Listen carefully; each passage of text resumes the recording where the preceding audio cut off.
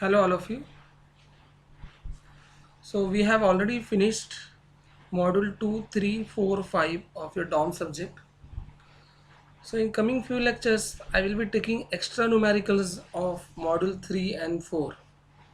So, today I will be taking extra numericals which are from module 3, and you can find that in previous few papers such numericals have been appeared. So, my point of discussion is whatever we have studied in past in module 3, that is there along with these things which we will be covering today and coming lectures. Okay, so first is the things which we are going to see for the transverse and longitudinal vibration. So generally we are here to discuss about the transverse vibration. So for an example, consider there is a cantilever beam whose one end is fixed and other end has mass. So drawing should be like this. As you know that in strength of material subject, you might have found the deflection of cantilever beam carrying point load at the end. So उस case में हमको deflection का formula मिलता था WL³/3EI, where W is the load, L is the span, E is Young's modulus of beam, and I is the moment of inertia of beam. But over here, if you want to find out the stiffness of beam, so we know that stiffness is always equal to load upon deflection. Stiffness is always given by load upon deflection. So numerator में load आएगा W, denominator में deflection आएगा delta. So अगर मैं ये delta का value denominator में यहाँ पे substitute करूँगा, so this will get rearranged and finally I will get beam का stiffness as 3EI/L3. Now this formula is valid when you are considering cantilever beam carrying mass at the end. Okay.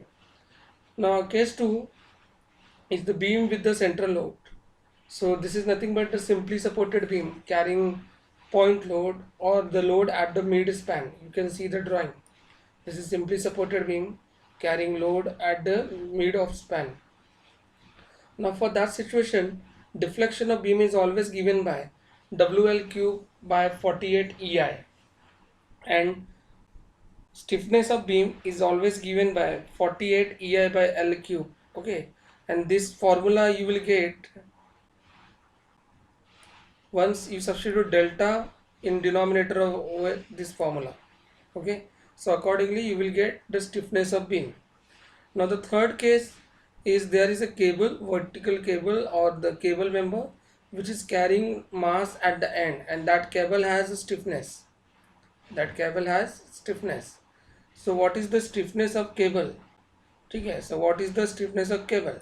So that is being given by AE/L, where A is the cross section area of cable, E is the Young's modulus of cable, and L is the length of cable. So length of cable will be something like this if you want to show in your diagram. Okay, so this will be stiffness of cable. So rather than writing beam over here, you should write down cable. Now there is another condition, beam with a load other than middle of the span. मतलब ये और इसमें फ़र्क ये है, condition 2 and condition 4 में फ़र्क ये है कि कंडीशन 2 में जो भी लोड है वो मिड ऑफ स्पैन दिखता है, बट कंडीशन 4 में जो भी लोड है वो अदर देन स्पैन दिखता है. ओके, सो अगर ऐसा है तो उस लोड का from the left support the distance is a and from the right support distance is B. Okay, so According to grammar, the deflection for such kind of loading condition is given by this formula WA²B²/3EIL. Okay, now if you want to find out the stiffness of beam, so that becomes load upon deflection. So this is delta.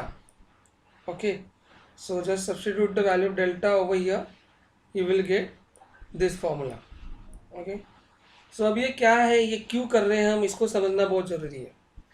कभी कभी question में beam member देते हैं वो लोग, beam और beam का Young's modulus and moment of inertia देते हैं. ये बहुत इंपॉर्टेंट चीज़ है, इसको ध्यान से सुनेंगे आप सब लोग. ओके, क्वेश्चन में अगर आपको बीम मेंबर दिया है और बीम का यंग्स मॉडुलस मतलब ई की value and moment of inertia मतलब आई की वैल्यू गिवन है, तो उस टाइम पे तुमको बीम का स्टिफनेस निकालना पड़ता है.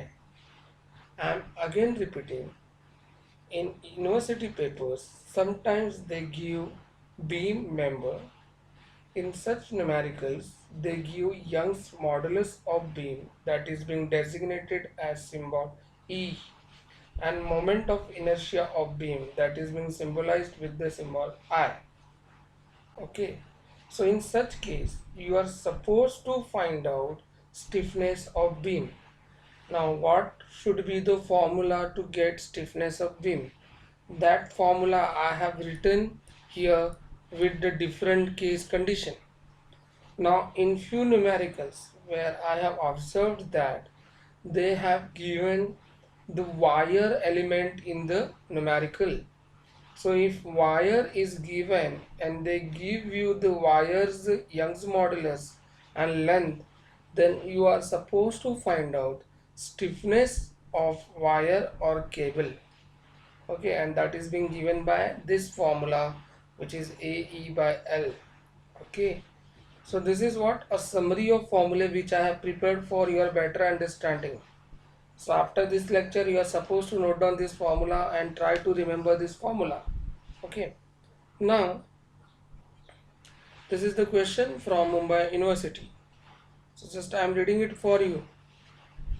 A 60 kg drum of diameter 50 centimeter containing waste material, this is waste material, of mass density 1200 kg per meter cube is being hoisted by 30 diameter steel cable.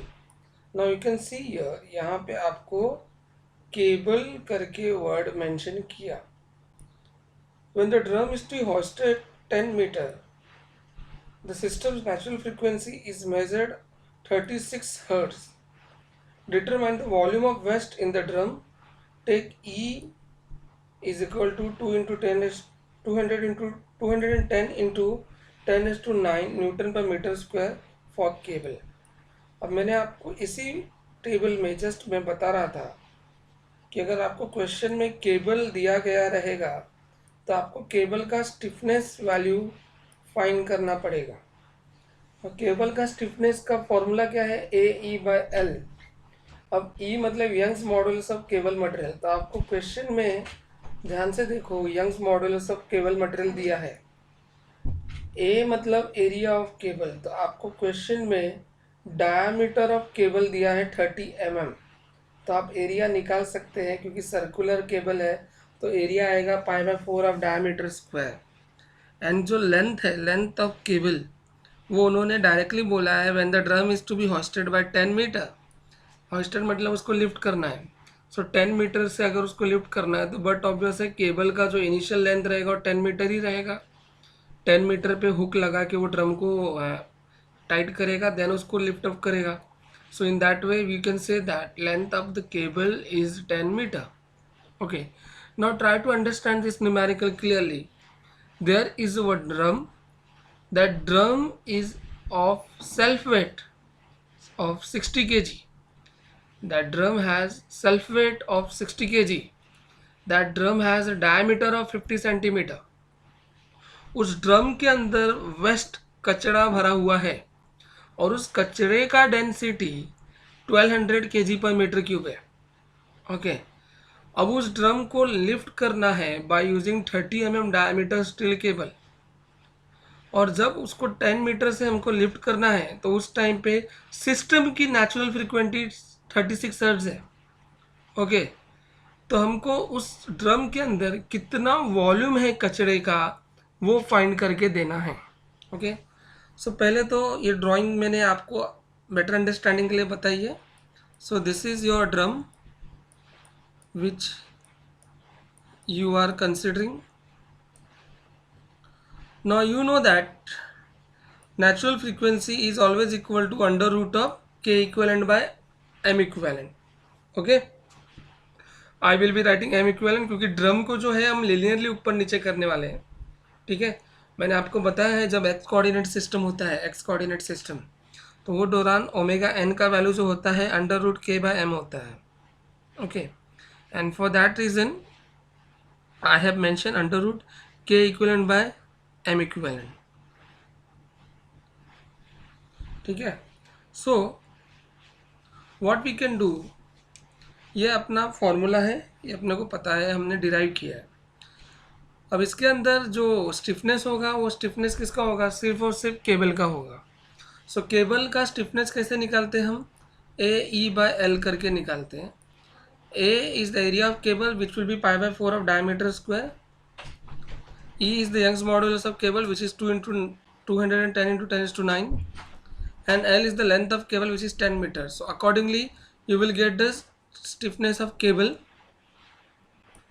something like this value. Okay, now मास निकालना है, तो आप ध्यान से देखो, drum है, drum का खुद का भी मास है, drum has mass. Okay, also इसके अंदर वेस्ट मटेरियल भरा हुआ है, इसके अंदर वेस्ट मटेरियल भरा हुआ है, तो उस वेस्ट मटेरियल का भी मास होगा. सो आई कैन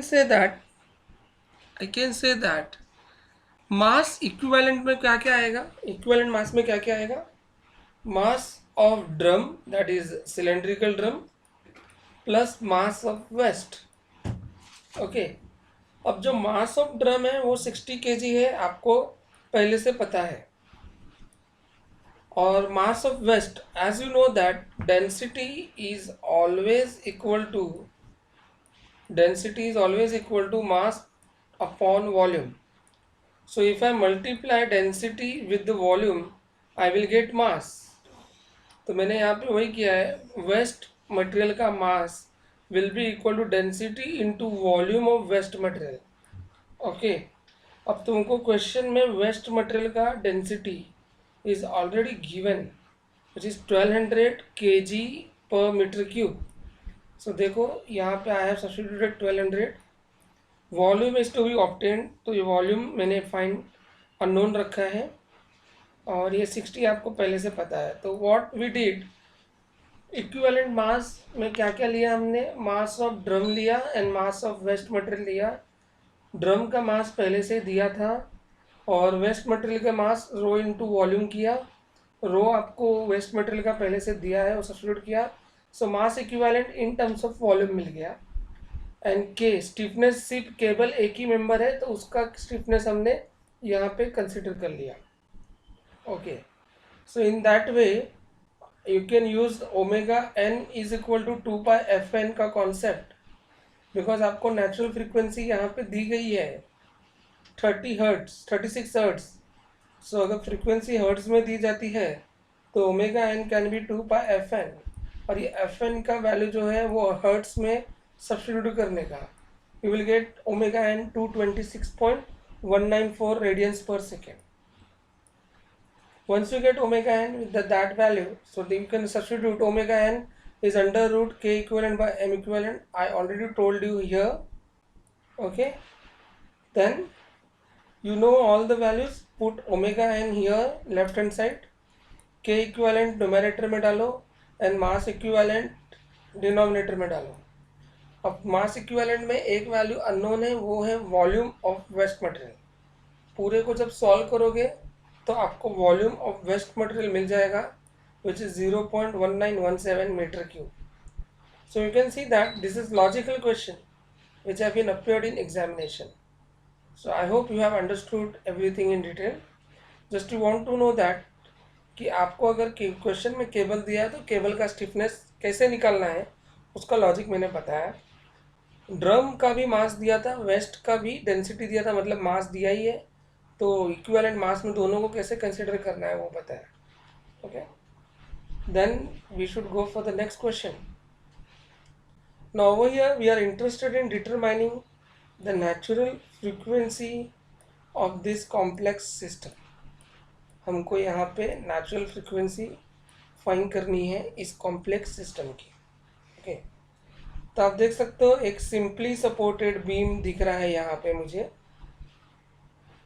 उस बीम का first let me write down beam over here.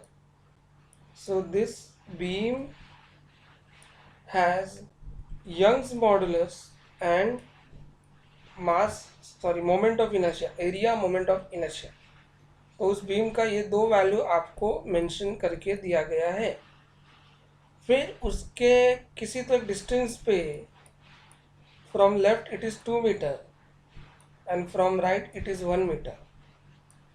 Spring एक वर्टिकली अटैच किया गया है which is having stiffness 2 × 10⁵ newton per metre. Then उसके डाउनवर्ड में एक स्प्रिंग अटैच किया गया है which is having stiffness 3 × 10⁵ newton per metre. ये ब्लॉक का मास आपको दिया गया है विच इज 200 kg और ये स्प्रिंग का स्टिफनेस दिया गया है आपको 1.5 × 10⁵ न्यूटन पर मीटर. ओके, और अब आप यहाँ पे नेचुरल फ्रीक्वेंसी फाइंड करने जाएंगे. सबसे पहले तो क्वेश्चन को समझ लो कि क्वेश्चन में आपको बीम मेंबर दिया गया है और मैंने आपको पहले ही कहा है if beam member is given then you are suppose to find out the stiffness of beam. And for the stiffness of beam you should understand what is the case. So this is the simply supported beam carrying load at other than mid span. Okay, because the span is 3 meter but it is not located at the mid span.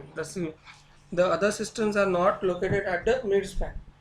So इसके लिए आपको case 4 वो हमारा table का जो start में मैंने आपको फॉर्मूले लिस्ट बताई है उसमें आपको केस 4 की तरफ जाना पड़ेगा.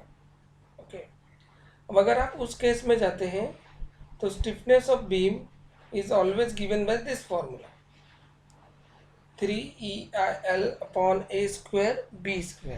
ओके, सो आपके पास E मतलब बीम का E होना चाहिए, आपके पास I मतलब बीम का I होना चाहिए, L मतलब बीम का स्पैन होना चाहिए. ओके, A²B² मतलब distance from left support and right support respectively. So accordingly I have substituted all the values over here, you can see, and you get stiffness of beam as 472.5 × 10⁵. Okay, you get it as 472.5 × 10⁵. So once you get that, what we have to do, अब आपके पास ये beam आ गया और beam के साथ ऊपर एक spring है, नीचे स्प्रिंग है, वहाँ से फिर वापस स्प्रिंग है. तो बीम के ऊपर जो स्प्रिंग है उसको मैंने स्प्रिंग नंबर 1 बोला है. यू कैन सी हियर वो स्प्रिंग बीम को कौन से एंगल पे है, यू कैन चेक 90 डिग्री पे है. अगर कोई भी स्प्रिंग, ठीक है, अपर साइड में, बीम के अपर साइड में कोई भी स्प्रिंग 90 डिग्री पे अटैच्ड है तो वो उसको बीम के साथ पैरेलल अज्यूम करना रहता है. आई एम अगेन रिपीटिंग, अगर कोई भी स्प्रिंग बीम के अपर साइड में बीम के अपर साइड में 90 डिग्री एंगल पे है सो उसको बीम के साथ पैरेलल अज्यूम करना रहता है. तो आपको रूल ऑफ पैरेलल अप्लाई करना पड़ेगा जिसमें क्या होगा, बीम का स्टिफनेस और इस स्प्रिंग का स्टिफनेस ऐड हो जाएगा. तो आप देख सकते हो के equivalent of one spring and beam, ये स्प्रिंग का स्टिफनेस है और ये बीम का स्टिफनेस है जो आपको मिला है, ये दोनों को आपको ऐड करके ये वैल्यू मिल जाएगी. ओके, तो अब क्या होगा, ये बीम और ये स्प्रिंग एक इक्विवेलेंट में कन्वर्ट होके, just let me make it properly, ये बीम और स्प्रिंग इक्विवेलेंट में कन्वर्ट होके आ गए हैं. सो दिस इज के equivalent of one and beam. Okay, अब इसके नीचे जो स्प्रिंग है, spring number 2, I am talking of spring number 2, वो स्प्रिंग इस स्प्रिंग को किस में है, सीरीज में है. Okay, so this is in series with this equivalent spring. तो आपको अब सीरीज का रूल अप्लाई करना पड़ेगा.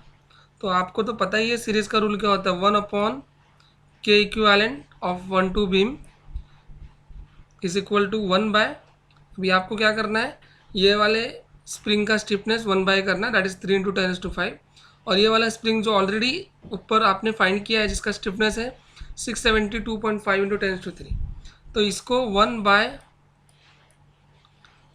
इंटू 10⁻5 प्लस 1/672.5 इंटू 10⁻³ ये अप्लाई करके आप इसको सॉल्व करेंगे तो आपको अब क्या मिल गया।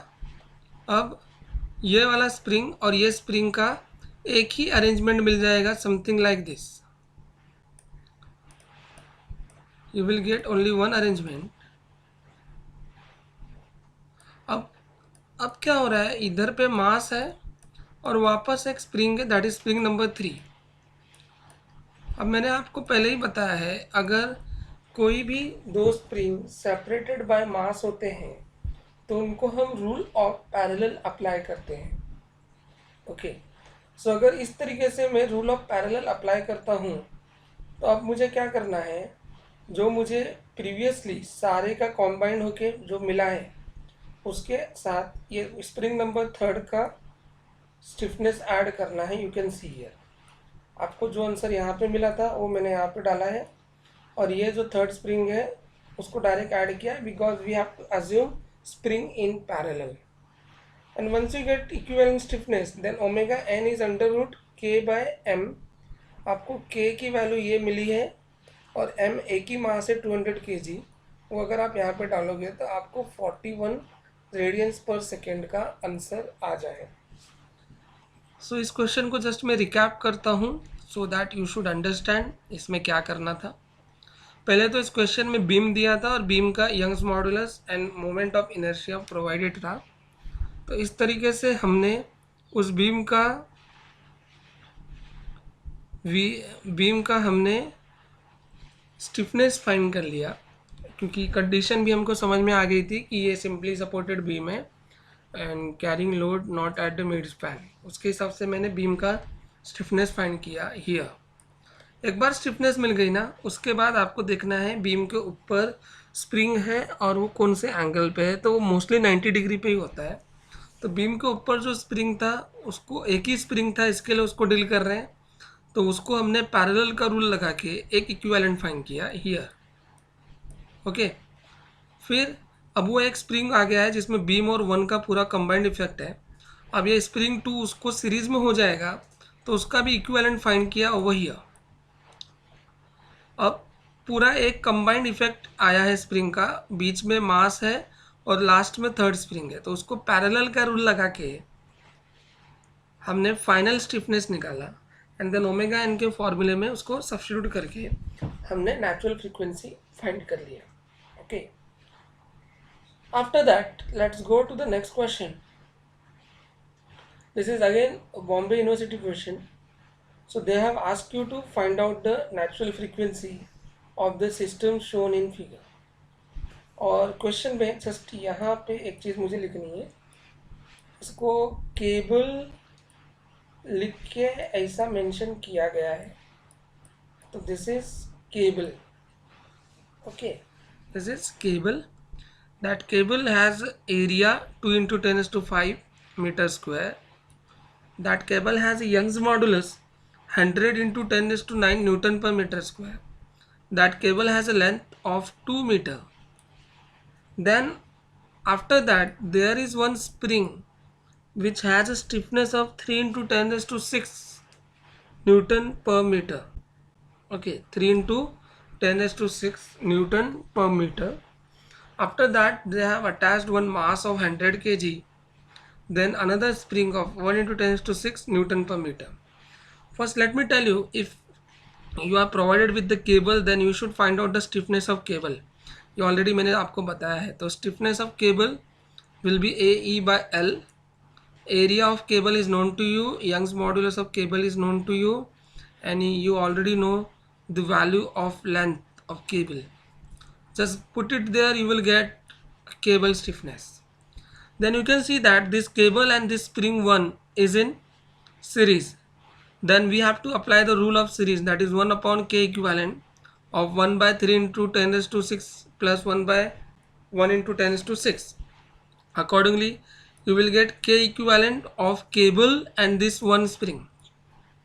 now what is happening, यहाँ पे केबल और एक स्प्रिंग कन्वर्ट होके एक ही स्प्रिंग में आ गया, बीच में मास है और वापस स्प्रिंग है, तो two spring separated by mass के रूल लगेगा, मतलब पैरेलल का रूल लगेगा जो मैंने यहाँ पे लगाया है, तो यू कैन सी है.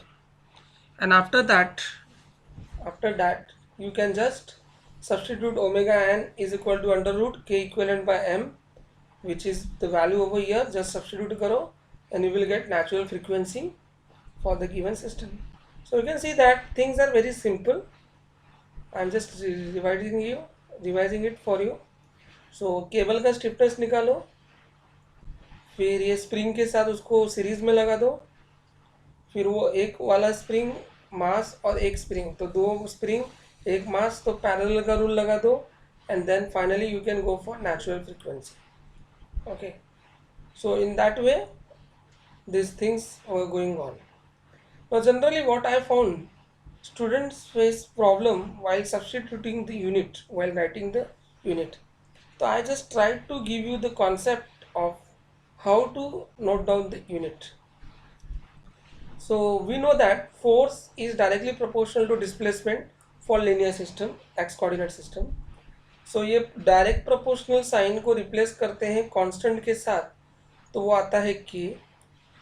So k is equal to f by x, rearrange कर दिया, एंड ये जो k है इसी को हम क्या बोलते हैं, स्टिफनेस बोलते हैं. सो f का यूनिट होता है न्यूटन और डिस्प्लेसमेंट मतलब x का यूनिट होता है मीटर, सो यूनिट आता है न्यूटन पर मीटर.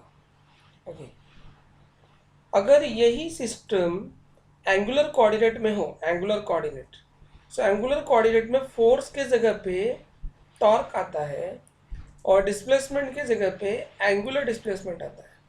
तो ये जो पहला वाला इक्वेशन है ये है एक्स कोऑर्डिनेट के लिए, और ये वाला जो इक्वेशन है ये है थीटा कोऑर्डिनेट के लिए. सो directly t is directly proportional to theta, and when you replace the direct proportional sign with the constant it becomes kt. So kt is nothing but torsional stiffness. Kt is called as what? Torsional stiffness, which will become t by theta. Now t is torque. Torque का unit क्या होता है, Newton metre, and theta का unit क्या होता है, radian. सो torsional stiffness के लिए जो यूनिट आएगा वो आएगा Newton metre per radian, but stiffness के लिए, ओनली लीनियर स्टिफनेस के लिए यूनिट आएगा newton per metre. So this is what I try to explain you in terms of x coordinate as well as in theta coordinate. Okay, now same way force is also proportional to velocity, and if you replace the proportional side with the constant, so it becomes c into x dot, and so finally c is equal to f by x dot. Now x dot is what, velocity. So force is in newton and velocity is in meter per second, so it becomes newton second per meter. But if you want to write down the same concept in terms of theta coordinate, so torque is directly proportional to angular velocity, that is theta dot, and when you replace the proportionality sign with the constant it becomes c. Okay, so c is equal to t by theta dot, so unit will become t is newton meter, that is torque, and theta dot is a radians per second, that is angular velocity. So unit becomes newton second meter. So over here it is meter upon radians. तो ये जो है ये है आपका damping coefficient और ये है torsional damping coefficient. This is what, torsional damping coefficient, and this is damping coefficient. So in that way I have tried to explain you the concept of unit in x coordinate as well as in theta coordinate. Okay, so now the next concept is determination of torsional stiffness. So when we say determination of torsional stiffness, we generally recall our torsional equation which we have studied in the strength of material semester 3. So torsional stiffness is being generally given by kt is equal to t by theta, which is equal to gj by l. You might be knowing this, ये आपने पढ़ा भी रहेगा और मैंने just अभी यहाँ पे बताया भी कि क्या है, किधर से आ गया. ओके, सो इसका unit newton metre per radian होता है. If you see this gj by l, where j is polar moment of inertia, मैंने शॉर्ट में लिखा है, where j is polar moment of inertia for circular or solid shaft it is given by pi by 32 of diameter raised to 4. Okay, and for torsional stiffness concept, natural frequency becomes under root of kt by I. Natural frequency becomes under root kt by I. Okay, सो अब ये कुछ नया तरीके का numerical है जिसमें आपको shaft और डिस्क देखने मिलेंगे. So let's see the numericals. They have asked you to determine the torsional stiffness of 60 centimeter long aluminum shaft which has G value, that is modulus of rigidity, जिसका inner radius 25 mm and outer radius 35 mm है. ठीक है, सो मैंने एक just rough drawing तुमको बना के देने की कोशिश की है जिसमें देख सकते हो inner radius, this is the centre line, just I am making it for your purpose. ठीक है, सो अगर आप यहाँ पे देखोगे तो इनर रेडियस 25 है तो इनर डायमीटर 50 हो जाएगा एंड आउटर डायमीटर 70 हो जाएगा लाइक दिस. तो ये लाइन को थोड़ा सा एक्सटेंड करके समझो. ठीक है, अब आपको जी वैल्यू भी दी गई है, आपको टॉर्सनल स्टिफनेस की वैल्यू सिर्फ फाइंड करनी है. सो व्हेन वी से torsional stiffness means I am interested in determining the value of के टी. अब मुझे ये के टी की वैल्यू फाइंड करनी है. So we know that over here kt is given by either t by theta और gj by l. अब आपको टॉर्क का वैल्यू तो दिया नहीं है और एंगुलर डिस्प्लेसमेंट थीटा भी नहीं दिया है, that is angle of twist. Angle of twist भी आपको नहीं दिया है. सो हम kt फाइंड करेंगे with the help of gj by l, where g is the modulus of rigidity जो कि गिवन है आपको, j is polar moment of inertia जो हम निकाल सकते हैं because it is based on the diameter, and l is the length of shaft जो कि गिवन है. तो अब ये हॉलो शाफ्ट है तो इसीलिए पोलर मोमेंट ऑफ इनर्शिया क्या होगा, pi by 32 of capital D raise to 4 minus small D raise to 4. तो आपके पास कैपिटल डी स्मॉल डी सारी वैल्यूज है, पुट इट इन मीटर, आपको ये वैल्यू मिल जाएगी. This unit should be metre. Okay, this unit should be metre raise to 4. Okay, आपको लेंथ 60 सेंटीमीटर है, टेक इट इन मीटर. आपको जी की वैल्यू भी 14 × 10⁹ न्यूटन पर मीटर स्क्वायर में दी गई है. आपको क्या करना है, K T is equal to G J by L के फॉर्मूले में जी जे एल सारी वैल्यूज डालनी है और आपको ये आंसर मिल जाएगा in unit newton metre per radian. So over here they are not asking you to find out the natural frequency, they are only interested in determination of torsional stiffness. So you can see that such concepts are very simple. It is easy to identify the answer. Okay, now next question is based on the statement. I will read it for you. A wheel is mounted on a steel shaft. तो shaft का आपको जी value दिया है, that is modulus of rigidity. Shaft का length दिया है, उसका radius दिया है. The wheel is rotated 5 degree. अभी ये एंगल ऑफ ट्विस्ट दिया है theta and release. The period of oscillation is observed as 2.3 seconds. Determine the mass moment of inertia of wheel. अभी आपको mass moment of inertia of wheel find करना है. याद रखना, it is being symbolized with the I symbol. Okay, I alphabet से उसको symbolize करते हैं. ओके, अभी देखो यहाँ पे देते वक्त थीटा की वैल्यू दी है बट आपको टॉर्क कहीं पे नहीं दिया है. अब अगर टॉर्क कहीं पे नहीं दिया तो we know that K T is equal to T by theta of G J by L. Okay, so theta दिया है बट टी नहीं दिया है तो this is helpless, we can't go for it directly. So देखो पहले क्या किया है मैंने, omega N is equal to 2 pi F N, और एफ एन का मतलब होता है 1 टाइम पीरियड. तो यहाँ पे 2 पाई बाई टाइम पीरियड आ जाएगा क्योंकि आपको क्वेश्चन में 2.3 second time period of vibration दिया है. So in that way you will get omega n का वैल्यू. देन सॉलिड शाफ्ट है तो सॉलिड शाफ्ट के लिए जे का value polar moment of inertia pi by 32 of D raise to 4. ये formula मैंने आपको ऑलरेडी बताया, ये वैल्यू भी आपको मिल जाएगी. अब आपके पास शाफ्ट का जी वैल्यू भी पहले से गिवन है, जे फाइंड किया, लेंथ गिवन है, तो आप K T is equal to G J by L use करो ना डायरेक्टली. थीटा दिया है बट टी नहीं दिया है तो why to use that. Okay, so K T is equal to G J by L use करके मैंने के टी की वैल्यू निकाल ली. Okay, then omega N is under root K T by I, जहाँ पे ओमेगा एन आपको पहले से ही पता है स्टेप 1 में, के टी आपने फाइंड किया, और जो आई है ना ये mass moment of inertia of disc होता है.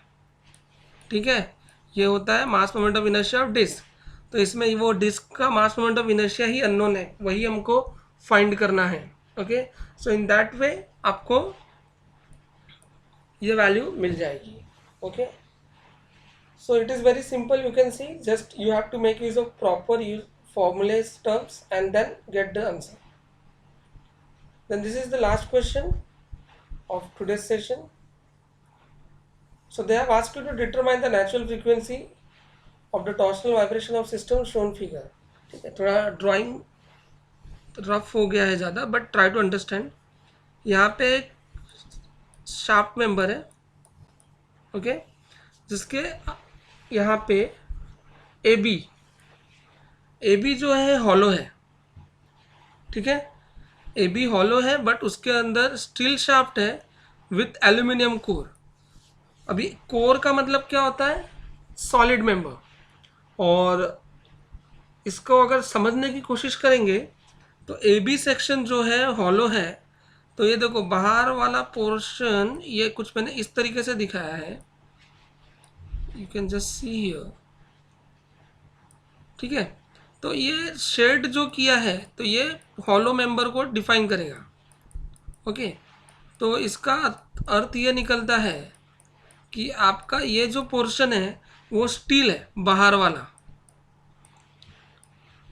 और अंदर जो है कोर मतलब क्या बोलते हैं, सॉलिड मेंबर, वो है aluminium. So in that way it is being given. उसका लेंथ आपको दिया है 60 सेंटीमीटर. उसका इनर डायमीटर आपको दिया गया है, उसका इनर डायमीटर आपको दिया गया है.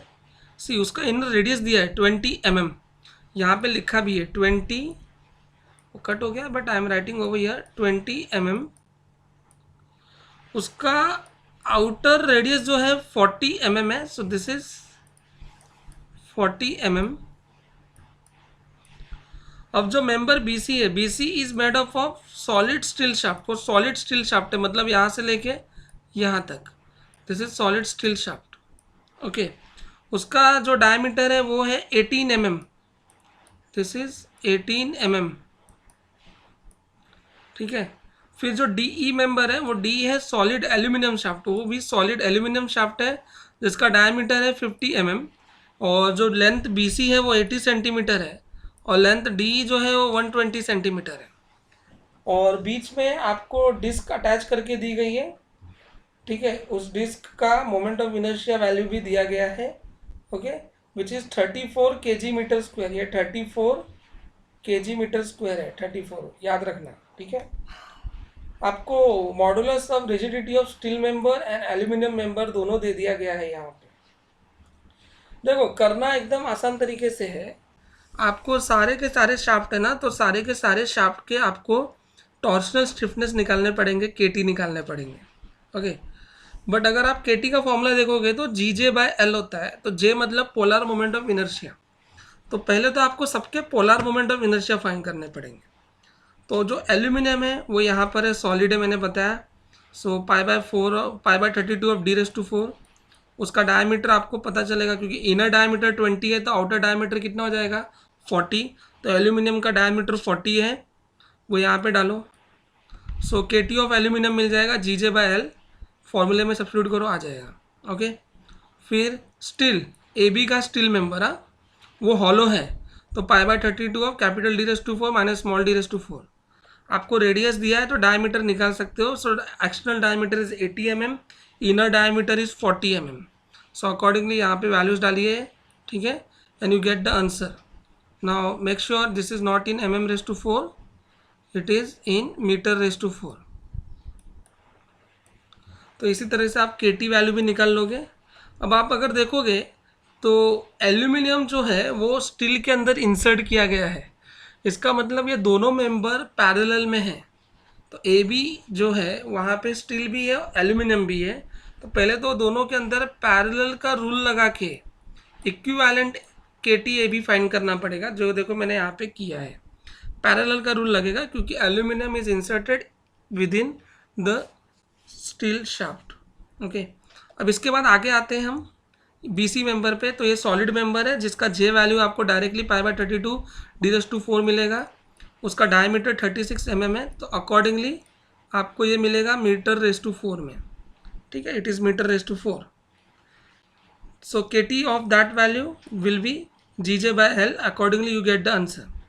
अब अगर आप देखोगे तो ये पूरा कंबाइंड AB BC के साथ सीरीज में है, तो उसका एक मेंबर में कन्वर्जन करेंगे तो 1/K equivalent of 1/KT equivalent AB plus 1/KT BC, ये एक तरह से आपको इक्विवेलेंट मिलेगा।